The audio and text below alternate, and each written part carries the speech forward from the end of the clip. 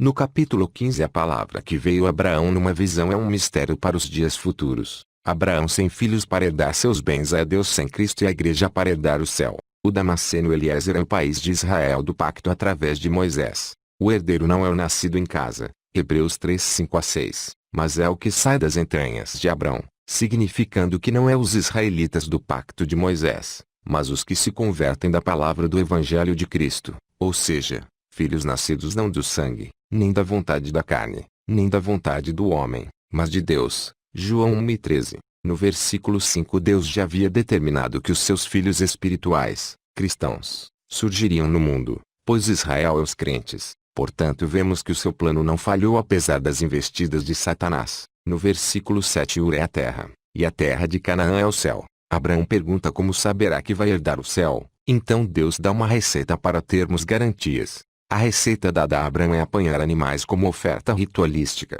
A receita dada à igreja é ganhar almas pelo Evangelho de Cristo. Os vários tipos de animais são os diferentes grupos de pessoas em moral e em épocas. A pomba e a rola me parece algo espiritual como a unção e o mistério. Repartir o animal pelo meio é converter a alma que passa a ficar dividida entre a vida material e espiritual, tendo que servir ao mundo e a Deus. As aves de rapina que queriam roubar a oferta de Deus são os falsos pastores que querem dízimos e ofertas dos crentes cegos pela aparência. O fato de Abraão as enxotar é os homens de Deus que combatem as heresias que dão lucros aos falsos mestres. Se dão lucros aos mercenários, automaticamente afastam as pessoas de conhecerem profundamente o Espírito Santo e seus dons, os quais provam a existência de Deus e dão garantias de que suas promessas de vida eterna se cumprirão. Esses falsos mestres negam os dons espirituais, principalmente o de profecia, o qual dá autoridade ao santo para condenar suas obras iníquas. O pôr do sol é quando os olhos dos homens foram abertos para a malícia na sua queda no jardim do Éden. O sono é um entorpecimento humano para a realidade espiritual do plano de Deus revelado na Bíblia. A descendência de Abraão peregrina, escrava e afligida em terra alheia à igreja humilhada no mundo por causa do evangelho da cruz, ou seja, o evangelho em que se escolhe ser pobre de bens materiais para ter honestidade e dons do Espírito Santo. Os bens com os quais Israel saiu do Egito e as almas libertas do mundo de exibição e ganância. No versículo 15 o sepultamento de Abraão é alusão à morte de Cristo e também o fim desse mundo e suas alianças com Deus. As trevas são as mentiras do engano global, mas o fogo e a tocha são a palavra de Deus. A Bíblia, a única que alumia as trevas, é essa tocha que nos faz saber que herdaremos o céu, pois ela o alumia para que possamos ver essa terra. Essa tocha passa pelo céu, que está a um abrir de olhos do homem. A mediada da iniquidade dos amorreus é o limite do pecado da humanidade que determinará a volta de Cristo. Esse limite somente Deus sabe. Esse limite é também as descobertas científicas reveladas por Deus ao homem.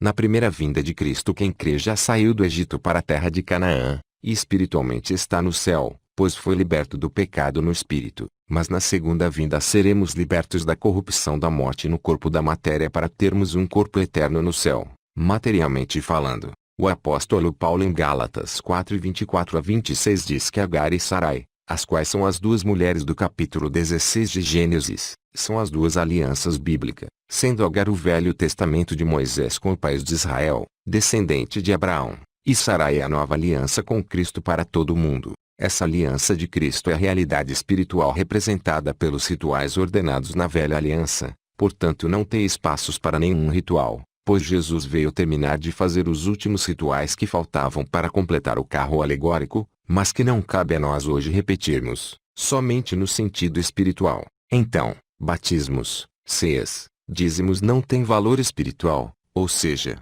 não são sagrados. O que é sagrado é pregar o Evangelho e converter as almas da cobiça pela corrupção da matéria, sendo isso possível pela lavagem do Espírito com a água que é a palavra, seguido com o batismo com o Espírito Santo. Esses rituais praticados atualmente pelas igrejas evangélicas não convertem e nem têm necessidade alguma para a salvação. São praticados por ignorarem que eles não são mandamentos para os filhos livres da promessa que somos nós que creem em Cristo. A necessidade que Abraão e Sarai tiveram de ter um filho é a necessidade que a relação entre Deus e mundo teve de se gerar filhos espirituais, ou seja, filhos que abrem mão de coisas materiais para viver a glória do poder sobrenatural do Evangelho de Cristo, pois quem crê tem a promessa de fazer milagres até maiores que os de Cristo. João 14:12. O mundo necessitava de uma lei divina para frear a velocidade do pecado, gerando cidadãos tementes a Deus através de um pacto provisório e preparatório para a vinda de Cristo. Por isso veio a lei de Moisés,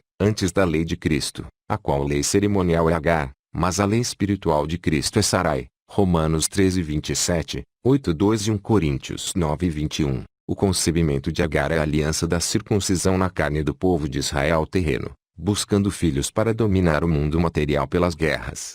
O desprezo de Agar por Sarai é o desprezo dos israelitas pela proposta profética da glória do Evangelho de Cristo. Esse desprezo é a troca do Evangelho pela fama do mundo. João 12:43. A prioridade de Israel não foi a salvação do pecado, mas a libertação de Roma. O maltrato de Sarai para com Agar é o fato dos justos condenarem as obras dos injustos, os quais são excluídos do reino de Deus, pois não suportam a palavra da verdade. Este maltrato é também de Cristo para com os fariseus, assim como nos dias atuais é do evangelho dos dons e contentamento material para com o evangelho da prosperidade. A desolação de Agar é também o povo atual religioso materialista que sofre no pecado nesse mundo e se volta para o Deus pregado pelos falsos pastores, Deus o qual tomou a velha posição do verdadeiro Deus antes de Cristo, pois a relação de Deus com Israel antigo não é a mesma com os crentes de hoje. Israel espiritual, pois passou do material figurativo para o espiritual real. Esse povo atual religioso que Agar busca coisas materiais, rejeitando os dons espirituais e sua justa obra, vivendo de boas aparências.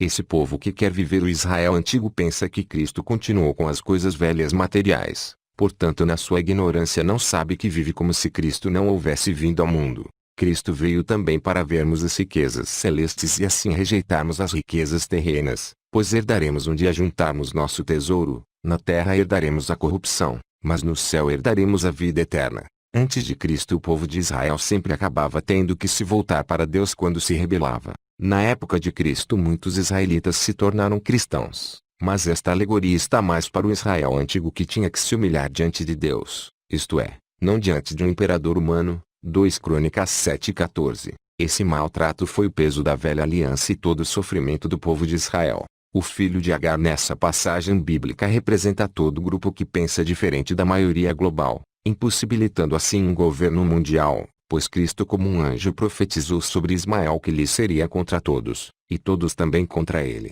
Ismael no Velho Testamento está mais para o povo de Israel, mas no Novo Testamento, especialmente nos dias atuais, Ismael representa o grupo radical do Estado Islâmico e outros grupos ligados direta ou indiretamente a ele por discordarem da chamada Nova Ordem Mundial. Agar chamou o anjo que com ela falou de Deus que me vê. Isso dá a entender que no Velho Testamento Deus olhava, mas no Novo Deus mora em nós e se relaciona.